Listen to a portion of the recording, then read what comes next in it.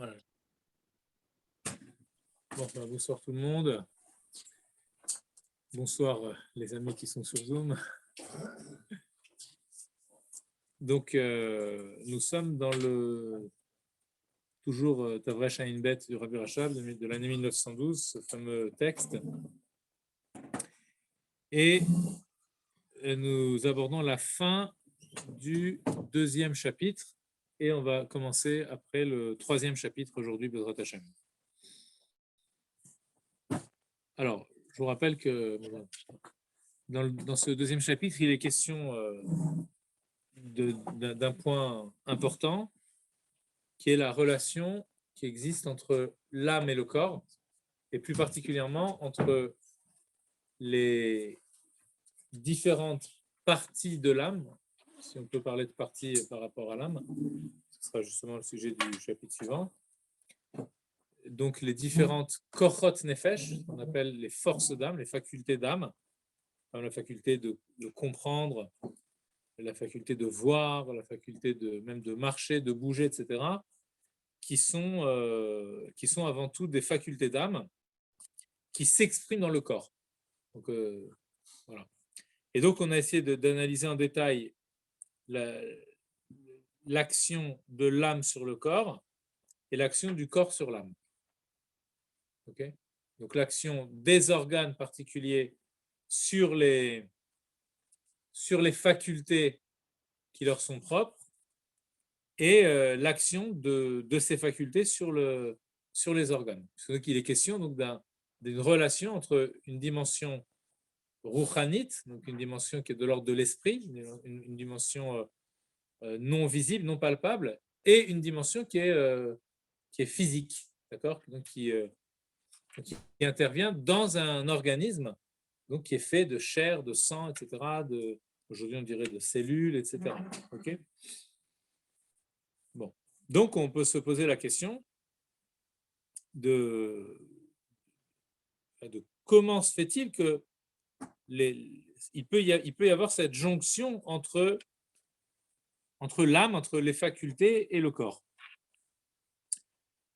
Alors c'est la question qui pose, on s'était arrêté là la semaine dernière, donc on est à la page Zaïn, au niveau donc du deuxième paragraphe, Ve'agam. Donc là, voilà la question qui pose. Ve'agam she'akochot ve'evarim enam be'erech zelazeh. Pourtant, les kochot, donc les facultés en tant que telles, c'est-à-dire en tant que faisant partie de l'âme, du psychisme, okay, au sens rouhani du terme, au sens abstrait du terme, si on peut dire. Et les organes, les membres, ne sont pas en rapport l'un avec l'autre, d'accord? C'est-à-dire ne sont pas, comment dirais-je, proportionnels au niveau de leur qualité d'être. L'un, c'est de la matière, l'autre, c'est de l'esprit. Donc, ça n'a strictement aucun rapport. Donc, ils ne sont pas ce qu'on appelle BRF. Ils ne sont pas en accointance, en rapport. Ils sont chacun à une extrême. Donc, s'ils ne sont pas BRR, s'ils ne sont pas en rapport dans leur nature, comment se fait-il qu'ils puissent s'unir? Alors, il définit un petit peu plus ce qu'est pourquoi ils ne sont pas a priori dans leur alors en philosophie on dirait dans leur dimension ontologique, c'est-à-dire l'ontologie c'est la nature de l'être, ça vient de on c'est l'être, donc c'est leurs êtres sont complètement différents. Pourquoi? Parce que les kochot, elles sont rouchanim, chaque kochot rouchanim et ema, elles sont de l'ordre du ruach, du souffle, de l'esprit, d'accord? Ve'evarim gashmim chule, alors que les organes, eux,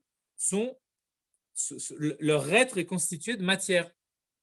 Donc on a ici un être qui est constitué de quelque chose qui est de l'ordre de l'esprit et des organes qui sont constitués, dont l'être est constitué de quelque chose de physique. Donc comment ces deux formes d'être radicalement opposées peuvent-elles s'unifier? Mikol makom, achar shemitlavshim bahem. Pourtant, on voit qu'elles s'unissent l'une à l'autre, l'un à l'autre, enfin, les facultés et les organes. Ou kefi ofan misge akelim ou misge akochot, et qu'il y a une ressemblance entre la complexion, c'est-à-dire la composition, si on peut dire, des kelim, donc les kelim ici, ce sont les organes, d'accord? Les kelim, c'est-à-dire des réceptacles. Il y a donc une ressemblance entre la façon dont est formé l'organe et la façon dont le koach ruchani, donc dont la faculté est faite. Be'reach lomar, on est donc contraint de dire sheyesh be'agshamat tiv'e ha'evarim me'en ve'dugma teva ma'ut or ruchani de nefesh. Ça, c'est vraiment extraordinaire. Il y a, donc on est obligé de dire qu'il y a alors on va dire comme ça, dans la forme qu'a pris la matière, d'accord, pas tout à fait, c'est pas la traduction très très exacte, mais on va revenir après sur la traduction plus précise, mais déjà pour dégrossir un petit peu, dans la forme qu'a pris la matière, il y a une ressemblance, un me'en ve'dugma, d'accord, il y a quelque chose qui est à l'image, qui est, on va dire, qui est formé sur le même modèle que la nature de la faculté elle-même. Donc ça veut dire qu'il y a une ressemblance. On est contraint de dire, puisqu'il y a Itlafshut, même si je ne peux pas expliquer le pourquoi, comment le Rouhani, ce qui est de la dimension de l'esprit, de la lumière, peut s'unifier avec ce qui est de la dimension du corps, bien, puisque ça se fait, je suis obligé de dire que l'organe, dans sa forme matérielle, il a en lui quelque chose qui lui permet de recevoir la faculté. Donc, c'est quoi? Qu'est-ce qui lui permet de recevoir la faculté? Une ressemblance, d'accord, dans sa agshama, c'est-à-dire la agshama, ça veut dire la matérialisation, ça veut dire la façon dont il est façonné dans dans son état de matière, d'accord? Donc, tel qu'il est façonné dans sa matérialité, il y a là, dans cette façon, dans cette forme matérielle, quelque chose qui ressemble à la rouchaniyut, à la spiritualité de la faculté. Donc, vraiment, il y a une affinité entre les deux. Et cette affinité, elle est due à la finesse, si on peut dire, à la finesse. Hein, on joue sur les mots affinité et finesse. Donc, il y a quelque chose donc, dans la finesse de l'organe qui ressemble à la faculté. Et c'est pour cela que les deux, en tout cas voilà, c'est pour cela que les deux peuvent s'unir. Alors, il va donner un exemple. Shaliedeze, em kelim muchanim lekabel baem surat hanefesh. Et c'est par cela, d'accord, par cette ressemblance, que les organes sont des réceptacles, d'accord, qui sont prêts, qui sont adaptés, muchanim, pour recevoir la forme de l'âme, donc ici, hein, c'est-à-dire la forme des différentes facultés de l'âme. Ukmo bahirut ha'ain, comme par exemple, il va prendre l'exemple de l'œil. Donc dans l'œil, on a donc dans l'œil, alors la vision est faite de quoi? La vision est faite de la faculté de la vue qui provient du nefesh et de l'organe, d'accord, des globes oculaires, etc., de tout le système oculaire. Et le fait que l'on voit, c'est parce que la faculté d'âme trouve appui, trouve dire, réceptivité auprès de cet organe. D'accord? Alors, donc on a dit qu'il faut qu'il y ait une ressemblance entre les deux. Quelle est la ressemblance? Uko Bairut Ain. L'œil a une brillance dans sa forme. Quand on voit un œil extérieurement, il y a une Bairut, il y a une translucidité, une brillance, une clarté. Eh bien, cette brillance-là de l'œil, donc sous sa forme physiologique, dans sa matière, elle est à l'image, elle est à l'image et donc elle peut être le Keli, les Or Areia, de la lumière de la vue. Parce que pourquoi il appelle ça une lumière, la vue? Parce qu'elle provient du Nefesh, ou parce qu'on peut dire que la vue se matérialise en l'homme comme une forme de rayonnement, puisque quand je vois, je suis ici, et d'ici, je peux voir ce qu'il y a là-bas. Donc c'est comme s'il y avait une part de moi qui était projetée, qui rayonnait jusqu'au livre que je peux voir là-bas. D'accord? Eh bien, il y a une ressemblance entre la brillance de l'œil et la clarté de la lumière du regard. D'accord? C'est pour ça que les deux peuvent se réunir. Et là, il ne donne pas d'autres exemples, mais voilà, si on observait comment est fait dans la structure de l'oreille, comment est-ce qu'elle est faite, comment l'oreille est composée, on verrait une ressemblance avec la notion de l'idée de l'ouïe, voilà, de la possibilité d'entendre. Donc, ok, et ainsi de suite par rapport à toutes les cohortes. Donc, il y a une ressemblance entre l'organe, donc ça montre quand même qu'il y a une finesse. Le fait de cette ressemblance, elle dit quelque chose de très important, on verra dans le chapitre d'après. Mais cette ressemblance, elle indique que l'organe n'est pas un objet posé en dehors du nefesh. D'accord? Ça veut dire que l'organe fait sens, hein, dans le sens de la direction, okay, il fait sens vers le nefesh. C'est pour ça que le nefesh peut se dévoiler en lui. Parce qu'il n'est pas comme quelque chose de en dehors. Contrairement, par exemple, à ce qui pourrait se passer, voilà, si par exemple, je sais pas, quelqu'un se fracture le pied ou quelque chose comme ça, le nefesh ne peut plus se dévoiler. Et bien, pourquoi? Parce que il n'y a, c'est comme si on avait attaqué la ressemblance qu'il y avait entre l'organe et la faculté elle-même. Donc du coup, la faculté n'a plus où se poser, quoi. Elle ne trouve plus de Kelly. Donc du coup, il y a plus cet épanouissement des facultés au travers, par les Kélim et dans les Kélim. C'est clair pour tout le monde ou il y a des questions? Quand tu as une cassure, Quoi? quand tu as une cassure, quand tu as une, bah oui, quand il y a une cassure. Et quand ça se répare, une cassure du pied, pardon, ça se répare automatiquement. Ouais. Naturellement. Alors? Une fois que l'os est réparé naturellement, est-ce que la faculté est la même ou elle est moindre qu'elle n'était auparavant? Elle peut être meilleure des fois. Hein? Ouais. J'ai vu ça récemment dans un mamar du Rabbi Rachab, justement, où il dit que bon, il fait tout un développement pour montrer que quand il y a eu le LM de la faculté, puisqu'il y a eu maladie de l'organe, maladie au sens général, dysfonctionnement, donc ça veut dire que donc la faculté, elle s'est voilée, mais quand il y a un dévoilement qui fait suite à un voilement, alors le dévoilement, il est encore plus fort que le voilement, que ce qu'il était même avant. Okay, donc il met à condition de faire ce qu'il faut au niveau thérapeutique, d'accord? Donc voilà, tu fais la thérapie qui convient par des mouvements, par des médicaments, exactement par ce qu'il faut. Mais en fait, d'une fois que ça revient, ça revient encore mieux. Voilà, le dévoilement est encore plus fort. Ça vient de degrés encore plus élevés. Je pensais que ça n'avait pas la même puissance comme ça a été cassé. Enfin, voilà, voilà, si c'est bien réparé, voilà, ça, il dit qu'ensuite c'est encore meilleur. D'accord. Ouais. De toute façon, on voit bien, souvent quand on répare quelque chose et vraiment qu'on l'a bien réparé, on a des fois un fonctionnement qui est meilleur que ce qu'il y avait, avant.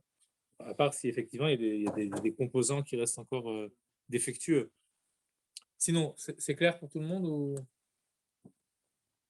des questions? Je sens qu'il y a des questions. Vas-y, pose. C'est interactif, t'inquiète pas, ils entendent là-bas. Oui, vas-y. Par exemple, quelqu'un qui a un chalet, il n'a pas Louis. Ouais. Alors, je crois qu'on explique dans la science qu'il a un sens beaucoup plus fort. Ça veut dire que cette faculté-là, cette lumière qu'il doit recevoir dans l'ouïe qu'il ne reçoit pas, elle est beaucoup plus forte dans un autre sens. Bah, dans la mesure où il doit faire face aux difficultés du monde, donc ça veut dire que son effet va essayer de s'adapter en donnant peut-être plus de dévoilement. Je ne l'ai pas vu écrit clairement dans les Mamarim, mais bon, peut-être qu'on peut dire comme ça, tu vois, en donnant, là, si tu veux faire coïncider avec ce qu'on dit scientifiquement, oui, effectivement, c'est-à-dire qu'on peut dire que puisqu'il lui manque, par exemple, l'ouïe, alors donc du coup, peut-être qu'il aura plus de développement au niveau de la vue, par exemple. Tu vois, peut-être que lui, il arrivera à voir plus facilement la voiture qui arrive de loin, alors que l'autre, nous, en entendant, ça nous suffira. Parce qu'on sait que bon, voilà, on a l'ouïe qui protège. Il y a une voiture qui arrive, on a entendu déjà. Alors que lui, il va peut-être être plus aux aguets au niveau de son regard, au niveau des odeurs, au niveau peut-être de la sensation des vibrations, par exemple. Tu vois, que nous, on ne sent pas trop. Alors peut-être que lui va sentir plus facilement. Quand quelqu'un marche, il va peut-être sentir les vibrations plus que nous. Ouais, il y a peut-être des choses, certainement des choses comme ça. Ouais. C'est possible. Hein. Après, encore une fois, je ne l'ai pas vu écrit clairement, mais ça paraît logique. Quoi. D'accord, ok. À Los Angeles, il y a des questions ou pas? Ok, parfait. Non, ça va juste un commentaire après, mais c'est bon. Un commentaire après, d'accord. Alors, Juste, pas trop. Étant donné que je suis sorti, vas-y. j'ai pas Pas grave. compris le passage là qui dit que les forces sont compatibles avec l'humain. Ça vient rajouter quoi? Pourquoi on nous dit ce passage? On n'entend rien. Hein. Alors, il demande pourquoi on nous parle de cette compatibilité entre les organes et les forces spirituelles. Parce que justement, on veut essayer de comprendre qu'est-ce qui fait dans l'organe d'accord. Si tu veux, dans l'union des deux, il y a forcément une composante de l'âme et une composante du corps. Pour que ça puisse s'unir, il faut que les deux fassent leur part du travail. OK? Pour dire grossièrement. OK? Donc, la composante du nefesh, on verra après. Ce sera l'objet du prochain chapitre. Mais là, pour l'instant, dans cette fin de chapitre, il nous dit, mais finalement, la question qui se pose, c'est relativement au corps, qu'est-ce qui permet au corps de recevoir l'âme alors qu'ils sont complètement disproportionnés? Ils sont radicalement différents sur le plan ontologique, sur le plan de leurs êtres. Okay, tu as un être qui est matière et un être qui est esprit. Comment tu réunis les deux? Donc il nous dit, pour réunir les deux, il faut qu'il y ait une ressemblance entre celui qui reçoit et celui qui donne. Donc il faut qu'il y ait une ressemblance entre l'organe et la faculté rouhanite. C'est pas dit clairement. Enfin, dans Bereshit, Dieu dit j'ai créé l'homme à mon image. Ah non, alors là tu. C'est dit clairement. Non, mais là, tu pars à des kilomètres, là, on te suit. Non, mais là, on est dans l'humain. Oui, dans l'humain, mais. Alors, vas-y, Ah, il y a peut-être une. La main de Dieu, le doigt de Dieu, toutes ces analogies-là. En fait, on comprend qu'il y a une main céleste. Non, mais là, alors, un modèle céleste. Et par rapport à. Il y a un modèle céleste de la main. Ok, je suis d'accord avec toi. Qu'est-ce que j'en fais avec le corps humain? Bah ouais, c'est ça. Qu'est-ce que j'en fais avec le corps humain? Ouais. De ce que tu dis là, comment tu passes de ce que tu dis au corps humain? Que la main, forcément, puisqu'elle existe au niveau céleste, ouais. divin, Et ben, c'est une main. Là, c'est une main. Voilà. Le robot aussi, il a une main. Tu as des robots avec des mains maintenant. Elle existe au niveau de l'âme. Ouais. Et du coup, ok, je te suis. Et là, ça s'emboîte. Et pourquoi ça peut s'emboîter? Parce que ça se ressemble. Mais pourquoi ça se ressemblerait? Tu te rends compte, tu parles d'une main rouhani, d'une main. La main, là, tu me parles de la main de Dieu. Donc c'est vraiment, on est dans l'abstraction la plus totale. Ensuite, tu me parles de la main de l'âme, et puis à la fin, tu me parles de la main du corps. Et finalement, bah, voilà, oui, ça s'emboîte dans le corps. Non, il y a une descente quand même. Quoi? Il y a une descente. Il y a une descente. Oui, mais tu peux descendre très très bas. Comment dirais-je, je sais pas moi, si tu veux, quel exemple je pourrais prendre? Si tu veux visser une vis dans le carrelage, je veux dire, accroche-toi. Tu comprends ce que je veux dire? Tu vas prendre une vis comme ça, tu vas essayer, le carrelage, il est plus dur que la vis, tu n'arriveras pas n'arriveras pas parce que le carrelage, il n'est pas un bon kéli pour la vis. Tu comprends? Il est trop distant de la vis. Donc, il ne peut pas recevoir la vis. Par contre, si tu prends une vis, la même vis, tu l'enfonces dans le bois, là oui, le bois, il est plus souple, il est plus... donc, il va pouvoir recevoir la vis. Tu comprends? Donc, tu dis, ah, ben, ça s'emboîte, mais comment? Tu comprends? Et après,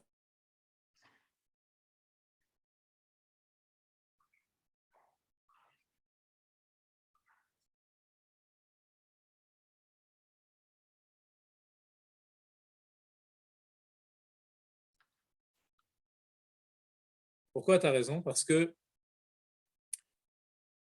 ce que tu dis, c'est l'origine des choses. Ça veut dire que qu'est-ce qui fait que la main physique ressemble au koach hatnoua, à la force du mouvement qui va se déployer dans la main?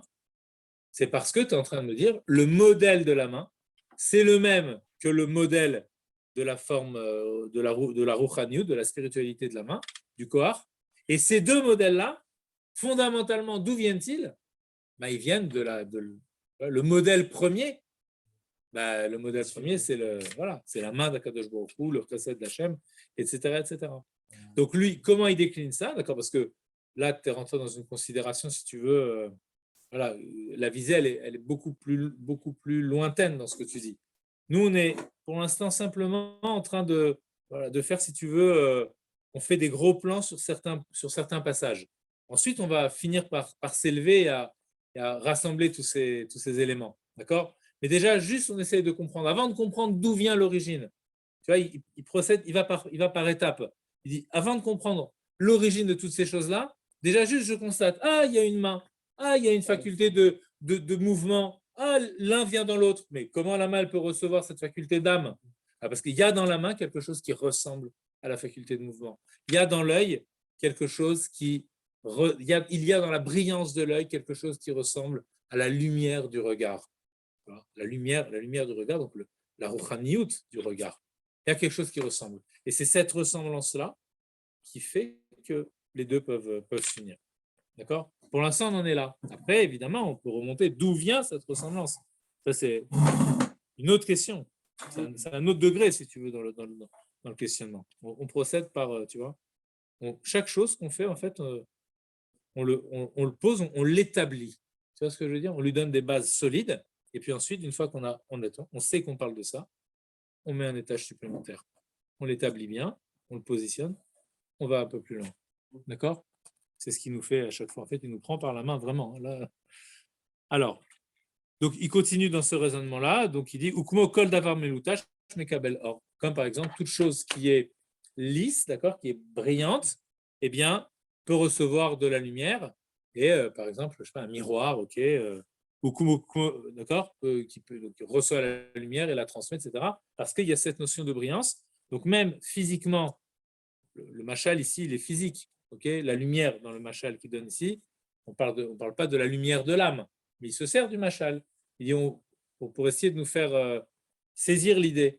Il va regarder cette idée que je vais essayer de te faire voir ici, observe-la dans des objets matériels, déjà, à l'extérieur.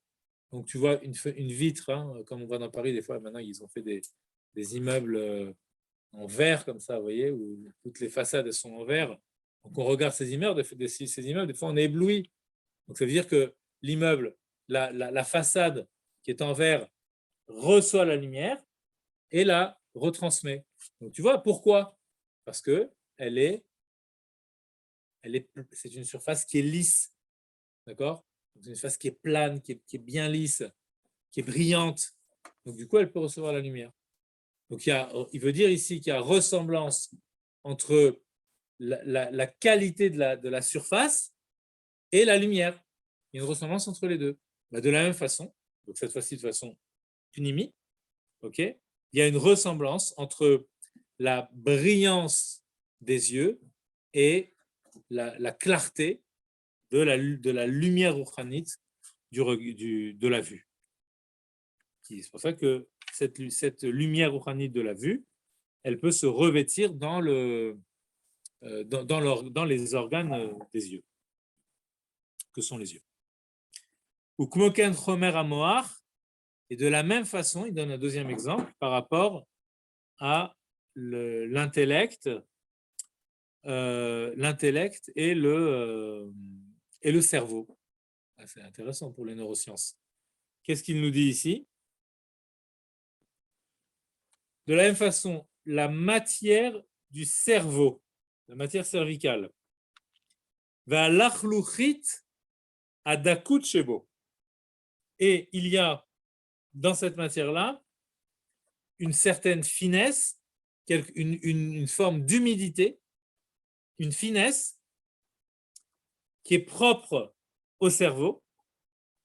Yeshbo eze dugma, il y a là, dans cette finesse et dans cette humidité, dans cette sorte de fluidité qu'il y a dans le cerveau, Yeshbo eze dugma, il y a une certaine ressemblance, une dugma, une certaine, on va dire, accointance, oui, mais dugma, ça veut dire aussi comme un modèle, d'accord? Une ressemblance avec ce modèle-là, miteva orasechel, qu'on retrouve dans la nature de la lumière de l'intellect. Okay, alors là, pour le coup, au niveau scientifique aujourd'hui, on a une bonne correspondance, parce que mes souvenirs de terminale me disent qu'autour des nerfs, et je pense dans le cerveau c'est encore plus, il y a une sorte d'une gaine comme ça, comment ça s'appelle, l'axone, une gaine de myéline autour de l'axone qui est la tige centrale, et donc là, donc cette gaine de myéline, c'est une forme de graisse, il me semble, non, quelque chose comme ça. Donc c'est quelque chose qui est très liquide. C'est très liquide. Donc on retrouve dans le cerveau une forme de quelque chose qui est liquide. Donc ça veut dire l'idée d'une fluidité comme on va retrouver dans l'intellect, d'accord? Dans l'intellect, tu vas d'un endroit à l'autre, etc., etc. Et donc c'est un petit peu normal en fait qu'on ait une ressemblance entre le cerveau, d'accord? Puisque c'est lui qui reçoit. Le cerveau, c'est lui qui reçoit le or asechel, la lumière de l'intellect. Donc c'est normal qu'on ait une ressemblance entre le cerveau et l'intellect. Donc entre le fonctionnement de l'intellect et le fonctionnement du cerveau. Voilà. D'où les erreurs possibles. Hein. Il y a beaucoup de livres qui sortent en ce moment sur le fonctionnement du cerveau, et donc dans lesquels on arrive à décrypter les moindres petits mouvements. Il y a même un professeur qui s'appelle Lionel Nakache, je ne sais pas si vous avez entendu parler de lui. Il est chercheur dans un hôpital à Paris. Il écrit des livres sur le cerveau. C'est un chercheur en neurosciences. Et là, par exemple, il a fait un livre sur l'inconscient et le cerveau. D'accord ? En fait, ils ont fait des tas d'expériences où ils montrent qu'on a des réactions parfois inconscientes avec notre cerveau. Alors, tu sais, des fois, on tourne la tête comme ça. Il y a un objet qu'on est en train de chercher, on tourne la tête. Voilà, on l'avait même pas vu. Puis tout à coup, on tombe sur l'objet qu'on cherchait depuis une heure. Tout à coup, hop, on tombe dessus. Alors, ils ont fait des expériences, pourquoi, comment, etc. Ils montrent comment il y a des récepteurs dans le cerveau qui captent des choses que le regard ne capte pas directement. Donc, ils montrent beaucoup de choses au niveau du cerveau. Donc, le problème, c'est que ces chercheurs-là, ce qu'ils vont penser, c'est que finalement, l'inconscient en tant que tel, en tant que, comme le disait Freud, en tant que force psychique, n'existe pas, puisque j'arrive à retrouver les mécanismes, et je peux justifier les mécanismes par le support physiologique. Donc, du coup, je n'ai pas besoin de parler de quelque chose de rouhani. Il y a un grand danger, ça veut dire que tu risques de réduire l'homme à une simple matière, alors que l'homme, c'est esprit et matière. Ça va ensemble. Si tu réduis là, on peut pas dire que l'homme, c'est que de la rouhaniout, et ni que l'homme, c'est que de la matérialité. Ça ne va pas, c'est vraiment les deux ensemble. Cette inconscience, on explique en racine, peut-être pas pour les autres. Oui, ben là, ici, ce que je voulais dire, c'est que ce n'est pas parce que tu as compris les mécanismes inconscients dans le cerveau que tu as compris ce qu'est l'inconscient du nefesh. D'accord? Oui, pour répondre à ta question, on pourrait essayer d'y répondre. En tout cas, il y a, bien sûr que l'inconscient, il y a des choses qui sont... quand on parle du Keter, par exemple, hein, si tu as vu les premiers shurim, le Keter, c'est vraiment la dimension de l'inconscient dans le nefesh. Okay, après, tu as l'âme animale, tu as l'âme divine. Donc, du coup, tu auras aussi un inconscient dans l'âme divine, comme tu auras un inconscient dans l'âme animale. D'accord? Alors, dans la terminologie de Rav Ginsburg, par exemple, il a fait tout un travail sur ça. Et lui, il va parler, par exemple, pour pour l'inconscient dans l'âme animale, par exemple, il va parler, donc c'est-à-dire les désirs, etc., hein, les pulsions, les tendances de l'âme animale qui sont là essentiellement comme une forme d'instinct de survie, ok, pour essayer, voilà, comment je vais faire pour faire perdurer la vie, ok, mais c'est pas pour donner un sens à la vie, là c'est encore au-dessus. Donc là ici, quand on est simplement par rapport à la vie, on peut se faire croire que telle et telle chose sont vraiment essentielles pour notre vie alors qu'elles ne le sont pas. Donc ça, c'est vraiment le propre de l'âme animale. Donc c'est ce qu'on appelle les désirs refoulés, etc., les frustrations. Donc ça, ce sera l'inconscient de l'âme animale. Rav Ginsburg, il appelle ça alors pour le coup, c'est la même terminologie que Freud, c'est le tat-muda, c'est-à-dire le sous-conscient, le subconscient. Mais pour l'âme divine, il change la terminologie. Enfin, il garde la même terminologie, mais il crée un néologisme. Il parle du al-muda. Le al-muda, ça signifie le surconscient. Tu as ce qui est sous la conscience et tu as ce qui est sur la conscience. Donc, dans l'âme divine, ce sera un al-muda. Très intéressant, parce que ça veut dire que finalement, ça me pousse vers le haut dans l'âme divine. Le Rabbi Rachab, c'est que le même terme. Non, ça c'est des termes. Freud, il a vécu à l'époque du Rabbi Rachab, mais ça veut dire ça, c'est des termes voilà, plus modernes. C'est des termes empruntés à Freud. Mais en fait, empruntés à Freud et développés à partir du vocabulaire de Freud. C'est-à-dire, nous, Mais c'est le sous-conscient et le surconscient. On est le conscient. Nous, effectivement, complètement. Tu peux dire qu'à la limite, le Benoni, tu vois, parce que tu as le rachat, c'est plutôt celui qui écoute son sous-conscient. Le tzaddik, c'est celui qui est plutôt dans le surconscient. Et le Benoni, c'est celui qui est en prise avec les deux, finalement. Tu vois, il a de temps en temps des. C'est ça qu'il y a une plus grande force dans le Benoni, en vérité. Parce que c'est lui qui est à la jonction des deux. Donc, c'est-à-dire qu'il est obligé d'avoir vraiment le divin, si tu veux, qui l'aide à faire le choix. Quoi. La terre et qui va jusqu'au ciel. Ouais. Exactement, ouais, c'est ça. Bon, on parle aussi du Nefesh HaSichlit comme étant l'âme intermédiaire entre les deux, l'âme intellectuelle, qui sera aussi de cet ordre-là, justement. Mais en fait, elle a une certaine forme de neutralité qui lui fait ressembler à l'essence quelque part. Ah oui, tu vois, voilà, c'est ça. C'est pour ça qu'il y a quelque chose de plus aussi dans le Benoni. Bon, allez, là on a juste par rapport un petit peu dévié. Aux recherches scientifiques. Oui, les justement, recherches le fait scientifiques. de connaître tous les mécanismes du cerveau, ce ne serait pas justement donner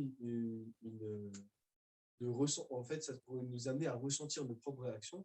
Je veux dire, je ressens mon corps et limite un peu se détacher de lui. Et du coup, s'identifier un peu plus à notre âme. Ça pourrait nous amener à ça, finalement. Je ne sais pas si je le verrais dans ce sens-là, mais je le verrais plutôt dans le sens où finalement la connaissance de tous ces mécanismes nous révèle, tu vois, plutôt que de le dire comme ah, j'ai compris comment le corps fonctionne, tu vois, mais je pourrais dire ah ben je comprends de mieux en mieux comment l'âme se dévoile dans le corps, tu vois, en comprenant la mécanique du cerveau. Donc je comprends de mieux en mieux et je peux faire en sorte, par exemple, en connaissant ces mécanismes-là, que l'âme se dévoile encore mieux.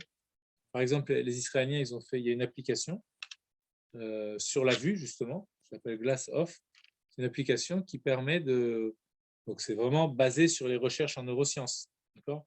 Et ça permet d'éviter le port de lunettes dans la myopie, par exemple, d'accord ? Non, pardon, dans la myopie, ils n'ont pas encore fait ça. Mais c'est-à-dire dans la vision de près. Quand tu as un problème dans la vision de près, ils ont fait c'est une application en fait où il y a des sortes de jeux comme ça, d'accord, avec des exercices pour les yeux et qui travaillent en fait pour améliorer la réception des influx lumineux par le cerveau, d'accord, par le cerveau. C'est-à-dire ça passe par la rétine, etc. Et ensuite ça arrive à l'interprétation dans le cerveau. Et eux, ils arrivent à améliorer la vue en affinant l'interprétation par le cerveau. C'est vraiment incroyable. Hein, voilà. Donc, en fait, qu'est-ce qu'ils font ? En améliorant le système oculaire biologique, physiologique, ils permettent au nefesh, si tu veux, de mieux se dévoiler dans l'organe. Voilà. D'accord ? C'est comme, je sais pas, tu dirais quelqu'un, qui a une force de mouvement dans la main et qui va faire des exercices et des exercices, bah, du coup, il va permettre à son corps Hatnoua de mieux se dévoiler dans sa main. D'accord? Allez, on continue. Ou Kumoken Chomer Abor, donc on l'a vu, et c'était un. Voilà. Kitsour, on lit le résumé, c'est vraiment très résumé, vous allez voir, très très synthétique. Yatri Lever et Fresh Ben Keter Lisher Sirot, donc il explique au début de ce deuxième chapitre, il commence à expliquer la différence qu'il y a entre la Sirat Keter, la couronne, et les autres forces d'âme, les autres Sirot, et Veyever Amashal Banefesh. Et on commence donc à développer une image, d'accord, un mashal, un exemple, donc du nefesh.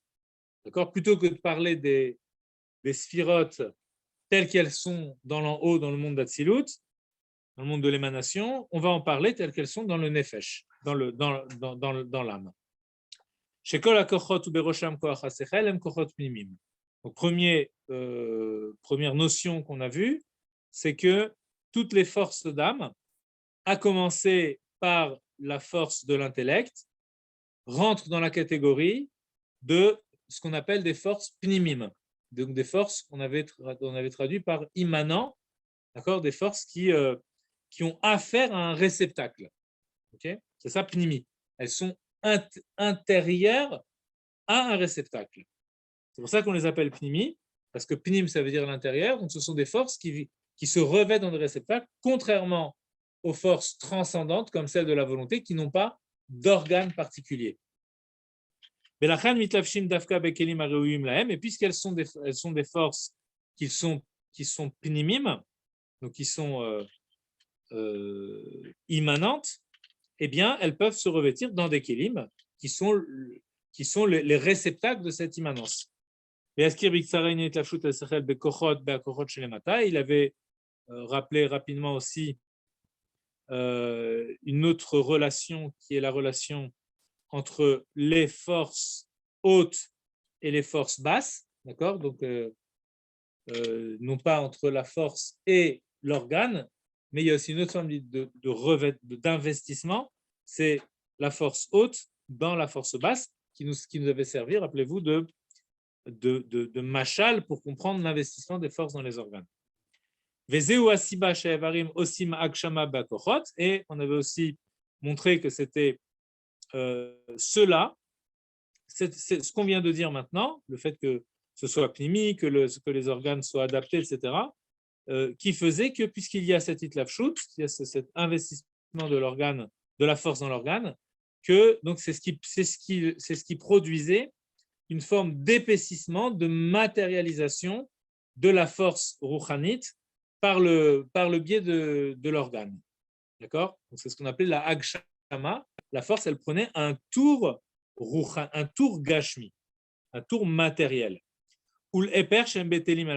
Et inversement aussi, les organes sont effacés devant les facultés, Vakochot manigam et les manigimotam et les facultés les dirigent.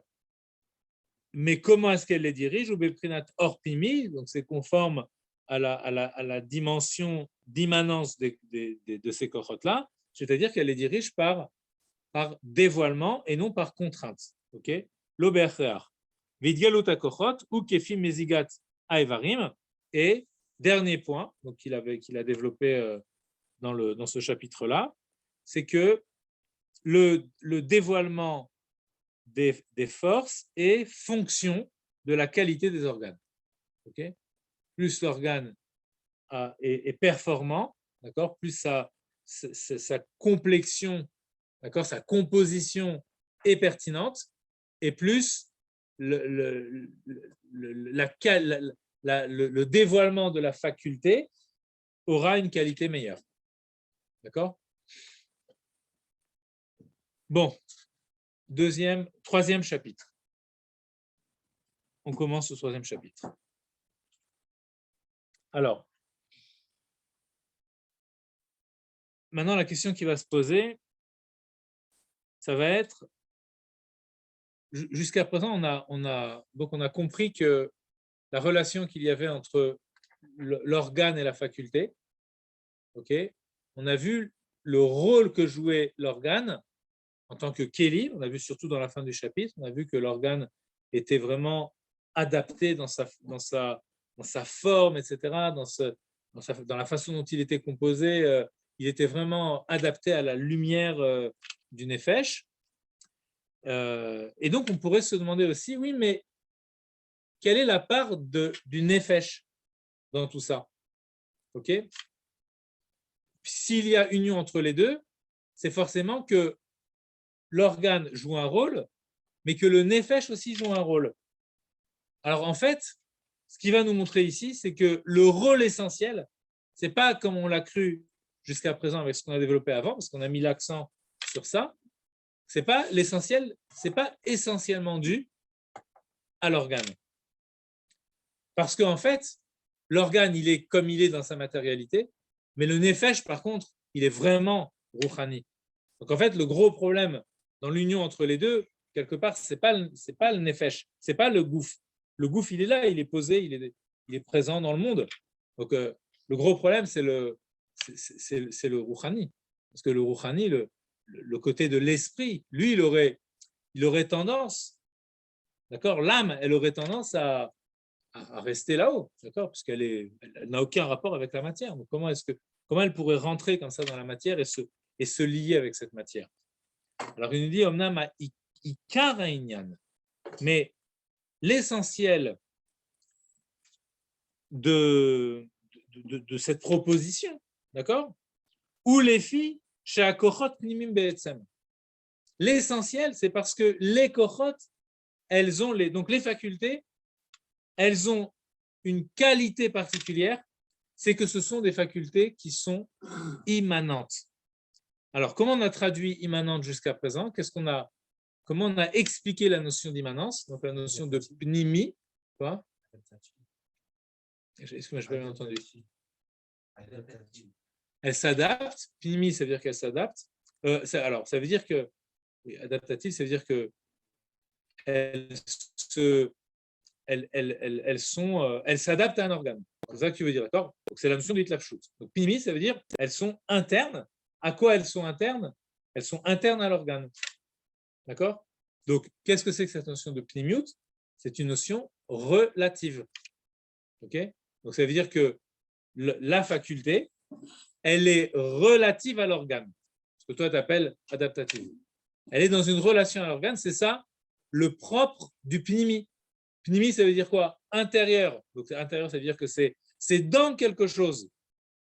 D'accord? C'est dans quelque chose. Pnimi, ça veut dire, qu'est-ce qu'une faculté?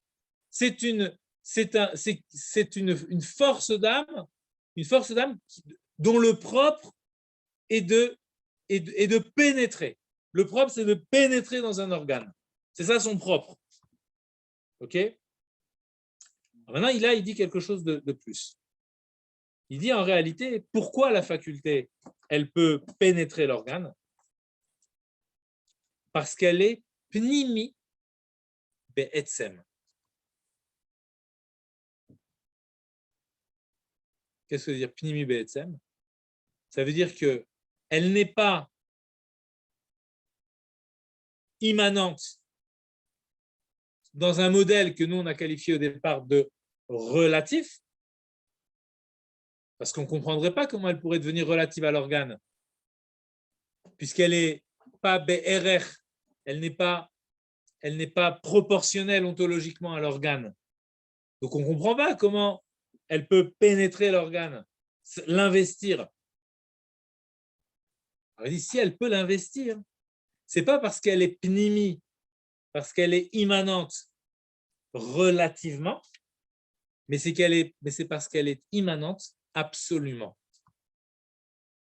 Dans l'absolu, elle est immanente. Donc ça veut dire que dans la relation entre l'organe et l'essence de la neshama, on n'a pas encore parlé vraiment de l'essence de la neshama, telle que pas l'organe, excusez-moi, la faculté, vous avez correction automatique, ok? Donc, dans la relation entre la faculté et l'essence de l'âme, eh bien, l'essence de l'âme peut faire naître aussi de l'immanence. D'accord?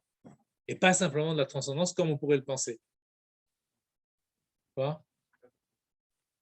L'essence de l'âme, c'est immanent ou transcendant, d'après toi? L'essence de l'âme, quoi? L'essence de l'âme, c'est immanent.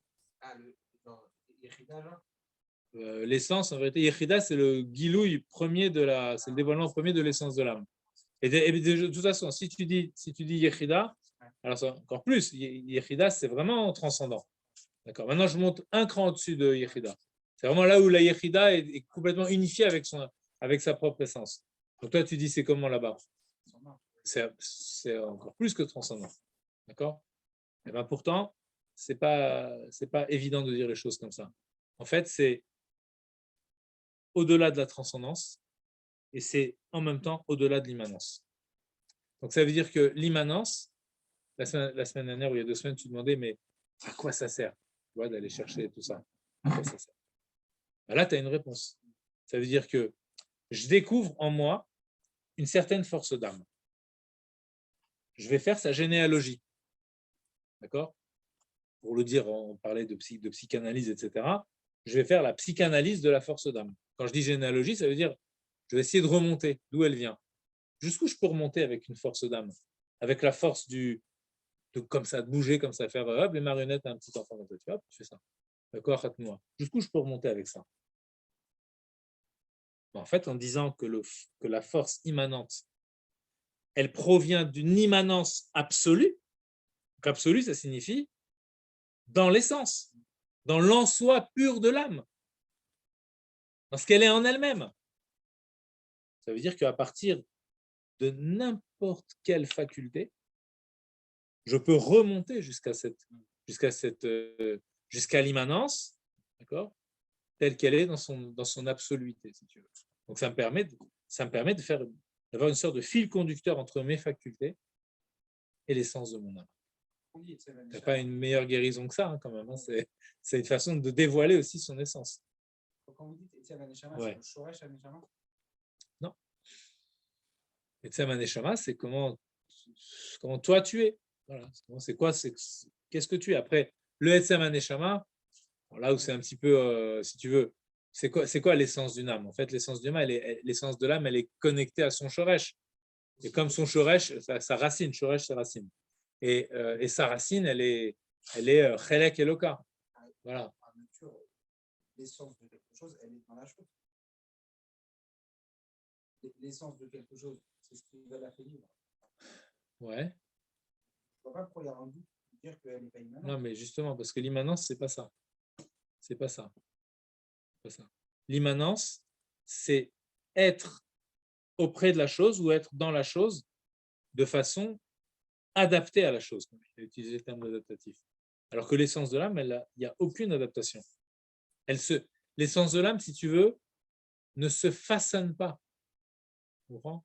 Elle n'a pas de tsiour particulier. Elle n'a pas de forme particulière. Contrairement aux kochot, contrairement aux forces d'âme qui ont chacune leur façon. Tu vois, comment elles sont façonnées. Chacune a sa façon. Dans le sens de façonner. Quoi? Alors, elle s'habille dans le gouffre, mais pas dans le même sens de s'habiller. Elle est présente au corps. Elle est liée au corps comme ce qui lui donne vie. Mais pas dans un sens où elle s'adapte en se façonnant au corps. Tu vois, elle est liée au corps. Le Morazakan nous dit qu'il y a une chose qui est vraiment de l'ordre qui dépasse complètement la compréhension. D'accord. Là, ici, on voit qu'on a une certaine forme de compréhension. Parce qu'on a vu dans la fin du chapitre précédent. On a expliqué que finalement, il y a une ressemblance entre l'un et l'autre. C'est pour ça que par cette accointance, il peut y avoir Itlafshut. Mais en vérité, par-delà les forces d'âme, parce que les forces d'âme, c'est déjà une forme de développement dans le Nefesh, les forces. Mais avant ce développement, on va dire au niveau du fœtus pratiquement, il y a déjà de la vie, il y a déjà une matière et de la vie. En fait, le simple fait de la vie telle qu'elle est liée avec le corps, ben ça procède de l'essence de l'âme. Ça procède du mafli la asot. D'accord? Le Mardokan, il dit, quand on dit la bracha refait chol basar ou mafli la asot, donc qui guérit toute chair, c'est la bracha d'un shariatzar, refait chol basar, Dieu qui guérit toute chair, ou mafli la asot, et qui agit par merveille, Pélé, le merveilleux, d'accord, qui agit par c'est sublime, sa façon dont il a son mode d'action est sublime. De quoi il parle? Pourquoi dans cette bracha on fait? Pourquoi ici dans cette bracha d'Asharatzar où on parle du corps justement, on dit refaire chol basar et après on dit ou ma fille la sot. Qu'est-ce qu'il veut dire en disant ma fille la sot? Pourquoi il y a une notion de pélé dans le corps? Quelle est la notion de pélé de merveilleux dans le corps? Où est la notion de merveilleux dans le corps? Alors le merveilleux, donc c'est l'inexplicable, c'est justement le lien entre le Rouhani et le Gashmi. Il dit ça, c'est inexplicable, ça relève de l'essence de Dieu, ça relève de l'essence de l'âme. Voilà. Mais c'est pas du tout, on ne parle pas du tout des kochot. Donc on va, par abus de langage, on va dire Yait Lafshut, mais tu vois, ce n'est pas du tout le même sens de la notion d'Yait Lafshut.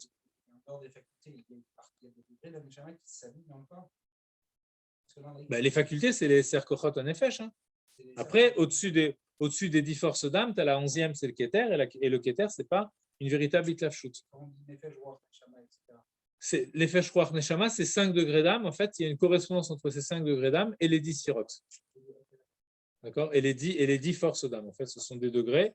Nefesh, si tu veux, c'est Netzach Od Yesod. Ruach, c'est Chesed Gvura Tiferet. Neshama, c'est Bina. Chaya, c'est Chorma. Et Yechida, c'est Keter. Dans une certaine nomenclature ou terminologie, si tu veux, voilà. On va dire comme ça. Il y a plusieurs. Mais déjà, là, tu as un parallèle intéressant déjà. Après, il faut comprendre pourquoi chacun s'appelle comme ça. Ici, d'accord ? Donc, là, on commence à rentrer vraiment dans le 3e chapitre. Il commence à pousser un petit peu les raisonnements. Vous allez voir, ça va être de plus en plus... Bon, ça va vous faire peur. Il faudra s'accrocher. Je vous aurais prévenu. Attention. Hein. Alors, traduction. Qu'est-ce que ça veut dire que c'est Pnimi Be'etzem? Aïnu, Shebaim Be'agbala, Min HaNefesh. Alors, ça veut dire quoi? Shebaim Be'agbala, Min HaNefesh. Je ne sais pas si vous voyez, je ralentis un peu le rythme hein, parce que chaque mot est vraiment. Donc, les forces d'âme, je reprends. Les forces d'âme, elles sont immanentes. Elles investissent les organes. Donc, elles sont immanentes de façon relative. Qu'est-ce qu'il dit? Le relatif, ce n'est pas suffisant. Il faut expliquer aussi, il faut dire aussi que si elles peuvent se revêtir dans des organes, c'est parce qu'elles sont fondamentalement, et non pas relativement, immanentes. C'est-à-dire que l'immanence, d'accord, on peut se demander qu'est-ce que ça signifie un relatif qui est absolument relatif. Hein, c'est un oxymore, comme tu dis. Hein, quelque chose qui est relatif. Non, dans l'absolu, il est relatif. C'est-à-dire qu'il n'a pas besoin de quelque chose à l'égard duquel il sera relatif. Dans l'absolu, il est relatif. C'est parce que dans l'absolu, il est relatif qu'il peut être relatif à l'égard de quelque chose. Qu'est-ce qu'être relatif à l'égard de quelque chose? C'est présenter une agbala, une détermination, une délimitation relative à l'organe. Mais qu'est-ce qui fait qu'il peut y avoir cette détermination et cette délimitation relative à l'organe? C'est parce que fondamentalement, c'est-à-dire au niveau de l'essence même de l'âme, ce koach-là, tel qu'il est déjà dans l'essence de l'âme, il est déjà pnimi. Donc ça veut dire qu'il se manifeste au sortir même de l'essence, pour le dire ainsi. Chez Baïm Be'agbala, il se manifeste sous une forme de détermination, donc propre à un certain organe, déjà depuis l'âme. Vous voyez ce que je veux dire? Quand il dit depuis l'âme, qu'est-ce qu'il veut dire depuis l'âme? Et pas relativement à l'organe. Parce que si c'était que relativement à l'organe, comment on aurait démarré cette possibilité de relativité? Pour qu'il y ait relativité, il faut déjà, ou relation si vous voulez, d'accord, pour qu'il y ait relativité, non c'est plus ça, oui, que ce soit relatif, donc pour relativité, ok. Donc pour qu'il y ait relativité, il faut déjà que la notion de relativité existe. Et la notion de relativité existe, c'est ça, c'est cela, l'organe tel qu'il est dans les, c'est cela, pardon, la force d'âme telle qu'elle est dans l'essence de l'âme, ok. Elle est déjà relative en elle-même, Be'etzem, elle est déjà relative en elle-même, sans être encore relative à un organe. C'est ça, Pnimi Be'etzem. C'est parce que fondamentalement, elle est immanente, qu'elle peut être immanente à un organe. D'accord? Qu'elle peut être relative à un organe. Comment ça se traduit dans le langage du Rabbi Rachab? Alors, j'entends ce que tu dis. D'accord? Voilà. Ça ne veut pas dire ça. Ok? Ça ne veut pas dire ça, mais ta question. Alors, il pose la question pour les auditeurs de David. Donc, il pose la question, mais la question va être posée après. D'accord? C'est un très gros problème, cette question. C'est-à-dire quoi? Ça voudrait dire que, si tu connais dans le Shmoné Prakim, vous savez, dans le Shmoné Prakim du Rambam, Shmoné Prakim, c'est un commentaire sur Pirkei Avot, d'accord, du Rambam. C'est l'introduction au commentaire de Pirkei Avot sur le Rambam. Ça s'appelle le traité des 8 chapitres. Okay. Dans le traité des 8 chapitres, qui va, si vous vous souvenez, il rapporte le traité des 8 chapitres au début du 2e chapitre. Je ne sais pas si vous avez remarqué, on n'a pas trop... ici, au début du 2e chapitre, il disait...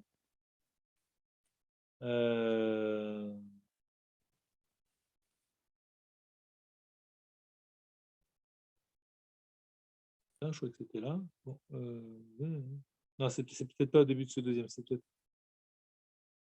Bon, très tôt dans le... Je ne me rappelle plus où c'est exactement, mais très tôt, il ramène le traité des 8 chapitres. Bon, dans le traité des 8 chapitres, le Rambam dit que l'âme est une.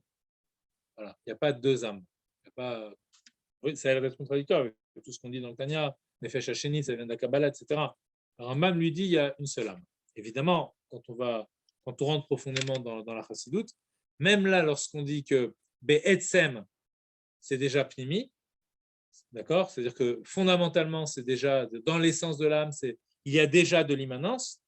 Ça a l'air de dire, ah, mais alors s'il y a de l'immanence dans l'essence de l'âme, je comprends qu'il y a aussi de la transcendance, et donc l'essence de l'âme, il y a déjà une sorte de dissociation à l'intérieur de l'essence de l'âme, donc ça contredit la thèse de l'unicité de l'âme, d'accord?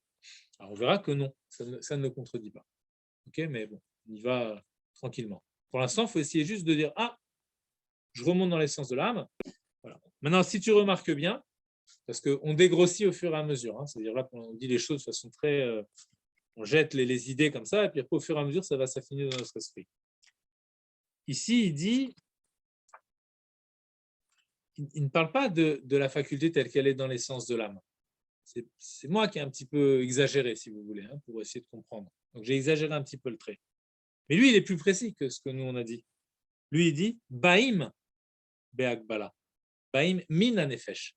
Donc, il est plus, on ne parle pas vraiment d'essence de l'âme. On dit, ça se manifeste, ça vient, ça provient d'eux. Donc, quand tu dis ça provient d'eux, tu n'es déjà plus dans l'essence en elle-même. Voilà.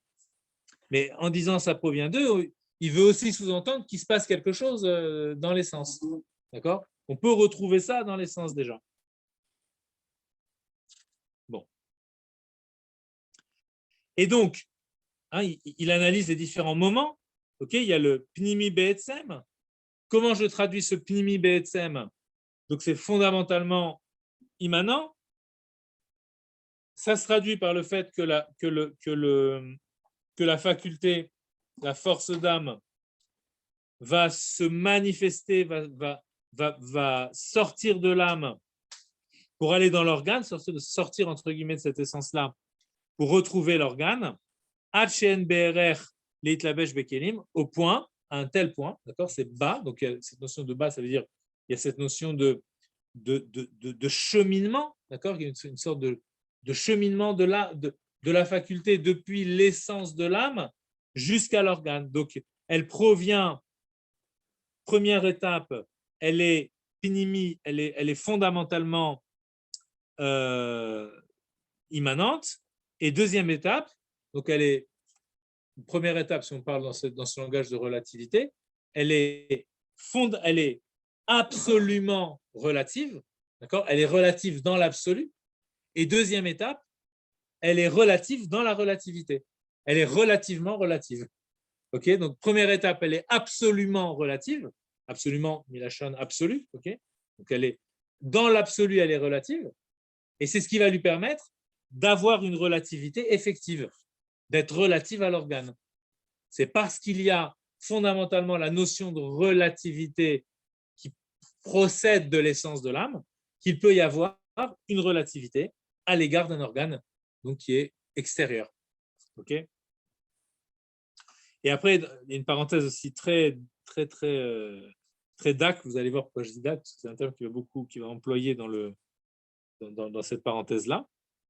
Il dit Uma sheba me'akochot be'itlafshut be'evarim ou abechina acharona shebaem.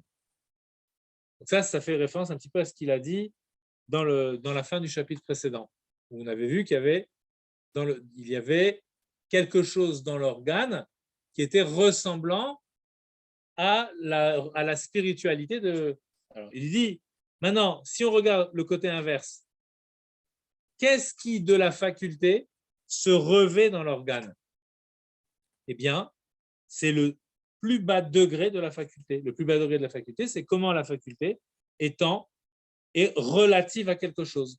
Donc, c'est la dimension la plus basse de la faculté. C'est ce qu'on appelle Geshem Sheberuchani, c'est-à-dire la dimension matérielle dans le spirituel. C'est la matière du spirituel. Donc, ce n'est pas la matière véritablement.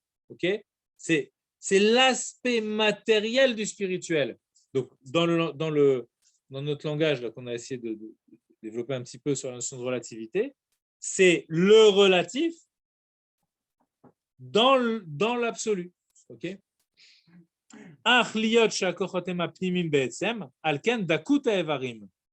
Mais puisque les kochot, elles sont fondamentalement relatives, ok, ça veut dire qu'elles laissent l'opportunité aux membres, aux organes, de se relier, d'accord, d'être relatives, donc de se relier aux facultés. C'est pourquoi la dakout des Evarim, c'est-à-dire le côté fin de l'organe, on va essayer d'expliquer ce que ça signifie, cette dimension de finesse dans l'organe. Anikra ruchani chez Begashmi, c'est réciproque, d'accord? On a parlé tout à l'heure du Gashmi chez Beruchani, donc du matériel au cœur du spirituel, le plus bas degré. Et là aussi, on a le plus haut degré de la matière, qu'on appelle le Ruchani chez Begashmi, le spirituel, hein, ce qui, dans la matière, est de l'ordre de l'esprit. On va essayer de voir ce que ça signifie juste après. Et donc, c'est pour ça que cette matière-là, elle est Keli, elle devient le Keli, c'est-à-dire le réceptacle, le vase, d'accord, qui permet d'intégrer les albish, de revêtir, d'envelopper, ou la tfis, c'est de saisir, est à Geshem chez Beruchani, le Geshem, c'est-à-dire la dimension matérielle, hein, c'est l'adjectif, hein, ce n'est pas la matière elle-même, de la spiritualité. Ok? Donc on a le plus, pour le dire vraiment très très très vulgairement, le plus épais du plus fin s'unit avec le plus fin du plus épais. D'accord? Comme ça qu'il peut y avoir une union. Qu'est-ce que ça signifie maintenant, cette notion de finesse, d'épaisseur, etc. Ok? Quand on veut dire la finesse de l'organe, qu'est-ce qu'on est en train de dire quand on parle de la finesse de l'organe? Vous avez une idée ou pas? Qu'est-ce que ça peut vouloir dire, cette notion de la finesse de l'organe qui se... Quoi? Ici, on n'est pas dans une perspective de Avoda. D'accord? On est dans une... ta perspective, c'est comment je vais faire, qu'est-ce que je vais faire de ça après dans ma Avodat Hashem, comment je peux me raffiner pour recevoir plus, encore des niveaux encore plus hauts de Maneshama, etc. Donc là, oui, il va y avoir une forme d'intervention de ces notions-là, de Hitkafia, etc., etc. Je suis d'accord avec toi. Mais pour l'instant, ici, on est dans une description. Tu vois? Simplement, on essaie de comprendre qu'est-ce que ça peut vouloir dire dans l'organe qui a quelque chose qui est fin. Une main, c'est une main. Ça veut dire quoi, la finesse de la main? Alors, quelqu'un qui a des doigts très fins comme ça, qu'est-ce que ça veut dire? Quoi? La volonté et le désir. Le plaisir. Pourquoi? Au contraire, la volonté et le plaisir, c'est les forces transcendantes. Ça, c'est les forces transcendantes. Bah, ils sont dans l'organe, non? Non, mais c'est... Capteur des organes. Parce que oui, mais c'est pas ce qui va expliquer l'immanence de l'organe. Tu vois, l'immanence de la faculté en tant qu'elle peut se revêtir avec l'organe.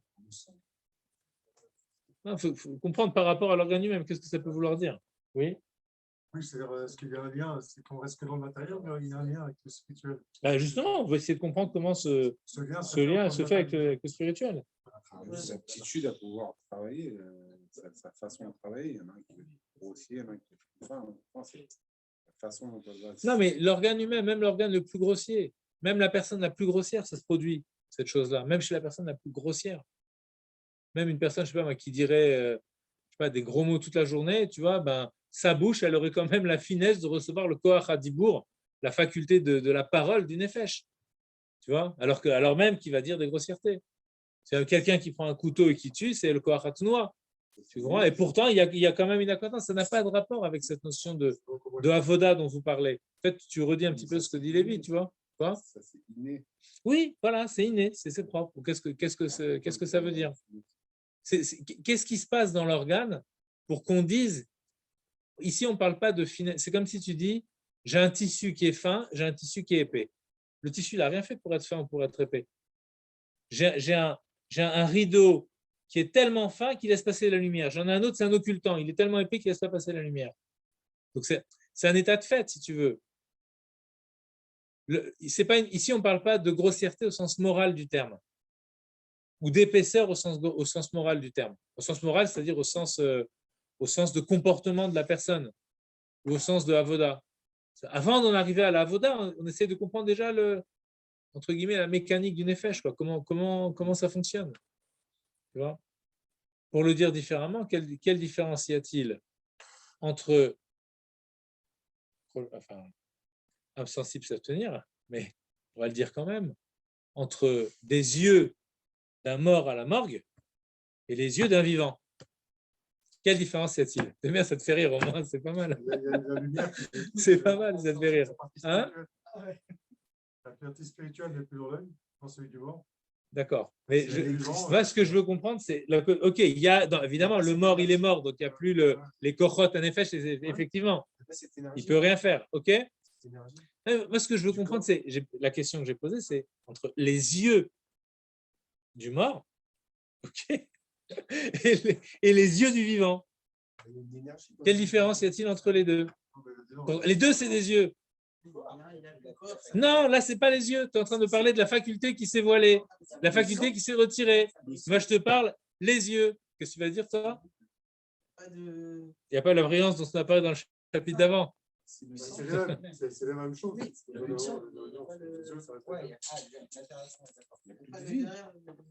Les yeux du mort.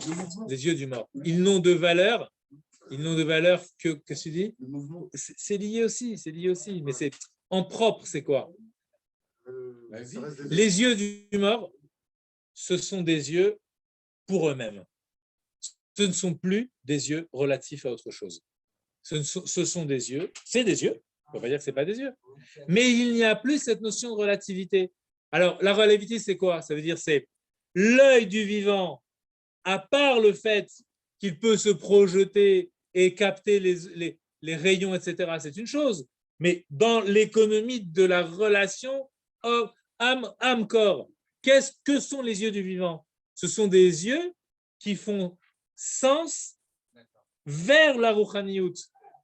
Donc, qui sont fondamentalement relatifs à cette Rouhaniout. Je vois pas là. Il est quelle heure? 5 d'accord. Mais il y a aussi le fait que ça peut arriver aussi chez un aveugle alors qu'il est vivant. Bah oui, c'est pour ça que ces yeux ne voient pas, parce qu'ils sont comme une Metsiout Bifnei Atzma, ils sont comme une existence à part entière, dissociée de cette relation avec le corps, d'accord, à cause du dysfonctionnement de celui dans les yeux. Donc c'est comme s'ils étaient dans le corps un organe dissocié. En étant dans le corps, c'est comme s'ils avaient atteint une forme d'absoluité négative, si tu veux, comme une forme d'extériorité, c'est-à-dire qu'il n'est plus du tout relatif à l'organe, parce qu'il y a une déconnexion, voilà, le nerf, je sais pas, le nerf, comment on appelle, d'accord, nerf optique, d'accord, qui est sectionné, donc personne ne peut plus voir. Donc le koach haria ne peut plus voir, donc l'organe ne fait plus sens vers la chose. Donc en fait, si on regarde l'organe, il y a deux choses, vraiment pour conclure par rapport à ça. Si on regarde l'organe, il y a deux aspects.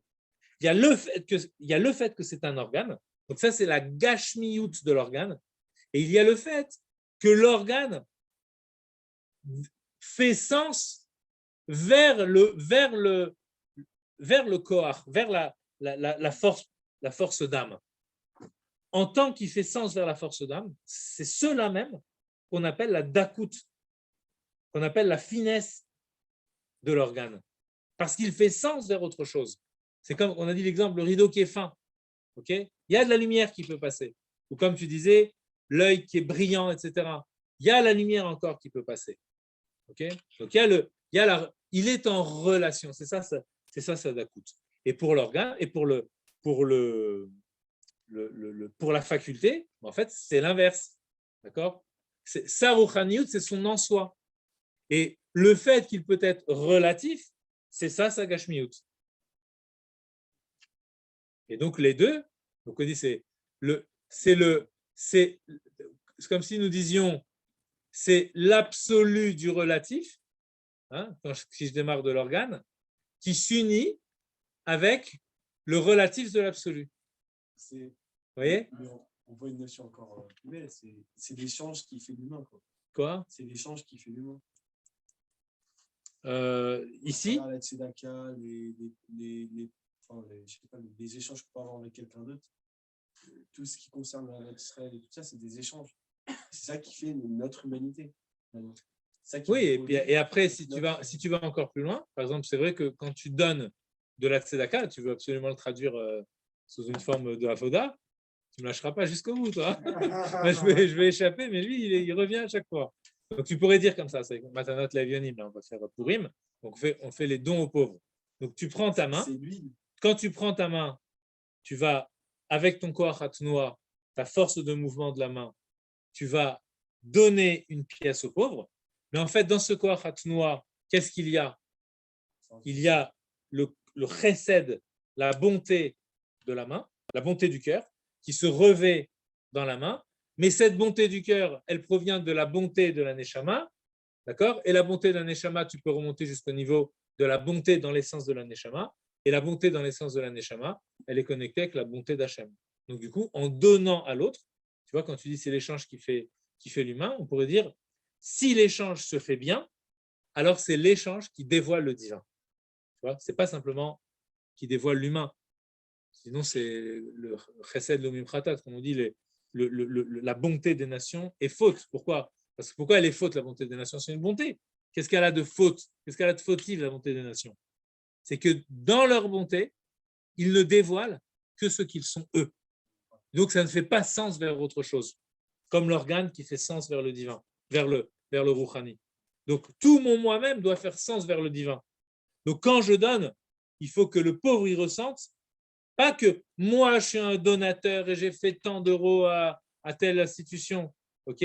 Qu'est-ce qu'il doit ressentir? Le pauvre qui reçoit maintenant, il doit ressentir que, au travers de ma main, C'est le chesed de Dieu qui est en train de donner. C'est pas moi. Qu'est-ce que je suis, moi? D'accord? Moi, je suis rien. Parce que, simplement, ça passe par ma main. Donc, on a fait une traduction. On a essayé de faire une traduction dans la Vodat Hashem. Merci, Lévi. Alors, tu voulais dire quelque chose, Shaoul?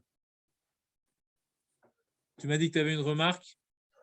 Non, c'est bon. Non, c'était juste au début, ça n'a rien à voir en fait avec tout ce que tu as dit, mais c'était juste une question que je me posais quand tu parlais de l'organe et du spirituel et que tu faisais vraiment la dichotomie entre les deux et tu posais la question comment les choses se mettaient en place ensemble. Et en fait, moi, ça me rappelait le commandement concernant. Tu m'entends ou pas? Très bien, tout le monde t'entend d'ailleurs ici. Pas de problème. Pas le commandement, mais enfin l'interdiction du chasse-net, tu sais. Du chatnez. Et, ouais. Ouais. Et en fait, pourquoi je pensais à ça, à cette interdiction de mélanger la laine et le lin? Parce qu'en fait, Ouais. c'est interdit sauf dans les tzitzit, sauf dans les talit katan avec les tzitzit et tout.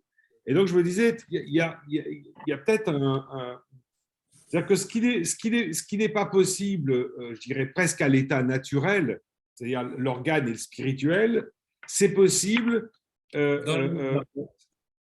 si ça doit participer à quelque chose de plus grand. Voilà. Voilà ce que je me dis. Il y a sûrement, je ne peux pas te répondre comme ça, il y a sûrement quelque chose de cet ordre-là. Voilà. Quand on parle le lin et la laine, puisque la laine, c'est quelque chose qui est plus le lin, c'est plus rouhani que la laine. Voilà. Donc, il y a peut-être une idée. Il me semble avoir vu. Mais voilà, je ne veux pas. Non, mais c'était juste. Il y a j'entends, il y a de l'idée. De dire que. Il y a des unions qui peuvent se produire. Il y a des unions qui peuvent se Comme dans produire. le Beth on pouvait allumer le feu le Shabbat pour faire les corbanotes, etc. Il y a des choses comme ça. Bon, Pour ta remarque. Ça reste un point d'interrogation qu'on aura peut-être la chance un jour de développer, de voir si l'intuition était bonne. Voilà. Ouais, il y a des amis ici qui te souhaitent un bon. Bonne fête. Et entre-temps, j'ai un peu perdu le fil parce qu'il y a eu un tremblement de terre ici. On a une secousse, c'est pour ça. Non. Si, mais ça arrive souvent, hein, donc c'est pas grave. Ah bon? Dis-moi alors, je ne savais pas qu'il y avait des répercussions sur un cours d'Ainbet à Los Angeles. Hein? À mon avis, c'est ce que tu as dit, ça a dû déclencher des choses. Ça a dû déclencher. Dis-moi, j'espère que ce n'est pas trop fort. Comment? Non. C'est une secousse qu'on ressent comme ça et tout, ça fait un drôle d'effet. Et donc, quel degré sur l'échelle? 3. 3 quand même. Ouais. C'est incroyable. Hein? Voilà, bon. Ça marche. À bientôt et passe un bon Pourim. Allez, Chag Sameach. Bye. Pourim Sameach. Chag Sameach, merci. Chag Sameach, au revoir. Ah, c'était là. Mandy, il était là, d'accord, ok, un ami. Participant. Ok, attends, je vais. Fin, voilà, fin. Voilà, fin. Annuler, mettre fin.